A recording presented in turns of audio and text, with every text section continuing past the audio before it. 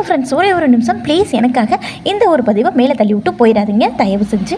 என்ன அப்படின்னா, நாள்பட்ட முழங்கால் வலி, கை கால் வலி இருக்கா, படுக்கையாக இருக்காங்களா அப்படின்னா இந்த டிப்ஸ் உங்களுக்கு தாங்க.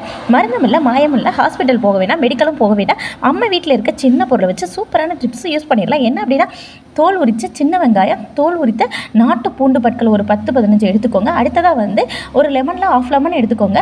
அடுத்ததாக கடுகு எண்ணெய், இதையும் நல்லா ஒரு கடாயை வச்ச அகலமான கடாயில் இது எல்லாத்தையும் நல்லா பொன்னிறமாக நல்லா அந்த ஆயிலே நல்லா மிக்ஸ் பண்ணிக்கோங்க. இது எல்லாம் நல்லா ஆட் ஆகி வரட்டும். அந்த லெமனையும் எடுத்து இதுலேயே நல்லா ஆட் பண்ணிக்கோங்க.